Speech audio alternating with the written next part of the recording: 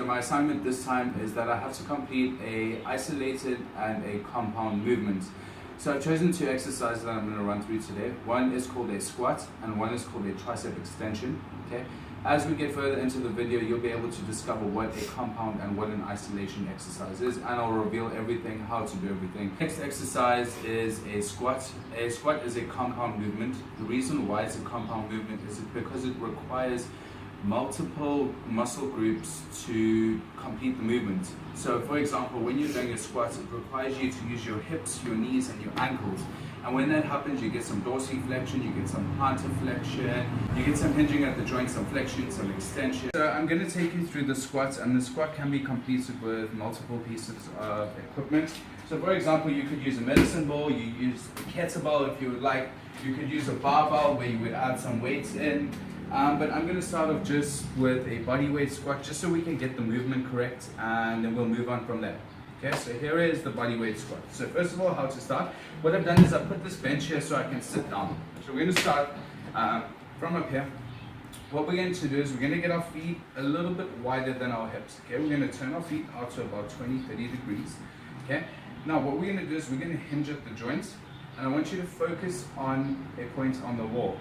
Now, when we hinge the joint, flexion is going to start occurring. Okay, I'm going to go down, take a big breath in, I'm going to sit down, and that is going to require my quadriceps to contract when I come up. So we're working through the rectus femoris, the vastus lateralis, intermedius, and the medialis. And then you're going to breathe out, and you're going to step up, and some plantar flexion is going to take place. That is when the toes go away from the shin. Dorsiflexion is when the toes go towards the shin. Now, when you're squatting, you're going to breathe out, take a big breath in, and come down for me. So we have extension, big breath in, flexion. Now, my hamstrings are required when I come up, and the hamstring muscles are the semitendinosus, the semimembranosus, and then the biceps femoris. But the secondary muscles when I come up are the gluteus maximus muscles when I drive through that extension phase. When I come down, my rectus femoris, lateralis, intermedius, and medialis of the vastus group all work together in order for me to complete the squat. There are a couple of stabilizers and mobilizer muscles that are required in order to complete the squat.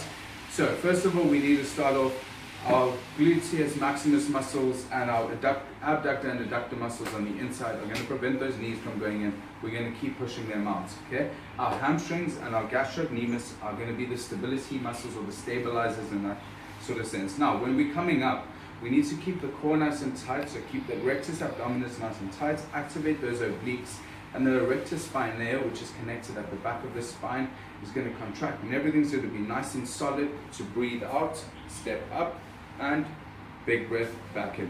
Then, guys, we're going to move on to trying to modify the exercise. So if you're a beginner, I recommend just starting off with a body weight squat. And then as you feel comfortable with the movement, start moving into some modification. So in modification, I'm going to show you, we're going to try one with a barbell, and we're going to introduce a little bit of weight, or what we would refer to as resistance. What we're going to do is, I'm going to grab this bar over here. Generally, your gym would have a squat rack in which it would be loaded onto a rack. So guys, what we want to do is we want to get that barbell loaded onto our shoulders, squeezing the traps together, holding the elbows up nicely. Our legs are just a little bit wider than our hips.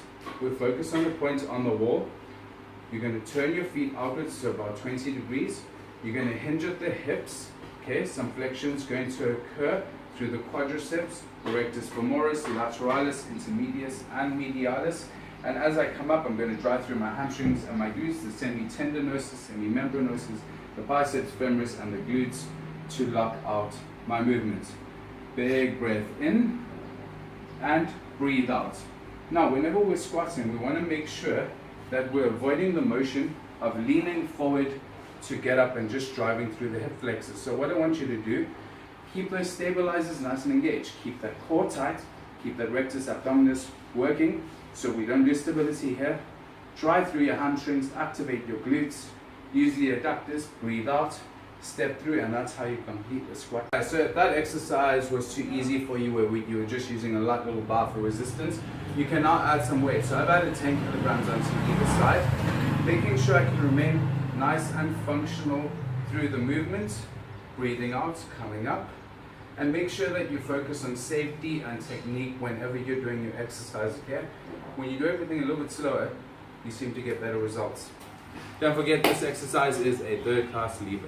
An isolated exercise is an exercise that requires only one joint or muscle group in order to complete the exercise.